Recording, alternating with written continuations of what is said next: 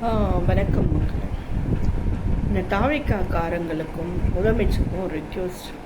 உங்கள் கூட ஜெயலலிதா அம்மாவை கம்பேர் பண்ணி பேசாதீங்க. அந்த அம்மா இருந்திருந்தாங்கன்னா உங்களுடைய டப்பாவை டான்ஸ் ஆடி ஸ்க்ரீனை கிழிச்சு போட்டிருப்பாங்க. அதிலெல்லாம் அவங்க வீரப்பெண் சரியா? அந்த அம்மா கூட கம்பேர் பண்ணி பேசுகிறதுக்கு உங்களுக்கு தகுதி கிடையாது. ஏதோ உங்களை ஆட்சியை பண்ணி பார்க்கட்டும், ஜனாதிபதி ஆட்சி வரக்கூடாது சரி, அதுக்காக தற்சமயத்துக்கு உங்களை ஆட்சியில் உட்கார வச்சுருக்காங்க. அதுக்காக நாங்கள் என்ன பொய் வேணாலும் சொன்னாலும் இந்த பைத்தியக்கார தற்கூரி கிழவிங்கள்லேருந்து கிழவன்லேருந்து எல்லாம் ஏற்றுக்குவாங்க. வயசு பசங்கள்லேருந்து அந்த சினிமா ஒரு கவர்ச்சிக்கு மயங்கி ஏற்றுக்குவாங்கன்னா அவங்க ஏற்றுக்கிட்டோம். அவங்க முட்டாளுங்க, தற்கூரிங்கன்னு தெரிஞ்சு போச்சு.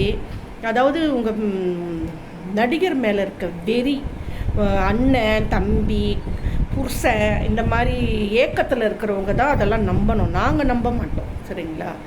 அந்த அம்மாலாம் இருந்திருந்தால் உங்கள் கதையை வேறு மாதிரி ஆகிட்டுருக்கும். யாருமே வந்திருக்க மாட்டாங்க, அவங்க தான் வந்திருப்பாங்கன்னு வச்சுக்கோங்க. அது வேறு விஷயம்.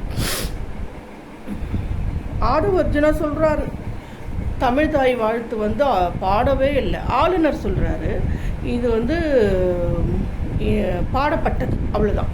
ஏன் அப்படி சொல்லணும்? இது நீங்கள் சொன்ன பொய்யை இந்த வார்த்தையை நான் இதிலேருந்து நீக்கிறேன்.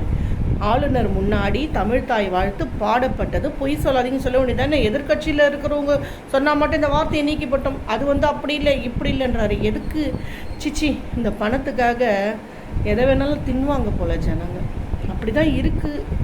பொது இடத்துலையும் அப்படி இருக்குது. அங்கெல்லாம் இருக்காதா பெரிய பெரிய இடத்துல? ஆளுநர் எதிர்க்க தான் எப்போவுமே தமிழ் தாய் வாழ்த்து பாடப்பட்டது. பொய்யை சொன்னால் கூட பொருந்து சொல்லுங்கடா. ஏன்டா இப்படி அநியாயம் பண்ணுறீங்க? ஒரு பொய்யை உண்மை மாதிரி பேசுகிறீங்க. எதுக்கு இப்படிலாம் அக்குரமம் பண்ணுறீங்க? எனக்கு ஒன்றுமே புரியல. பாருங்க.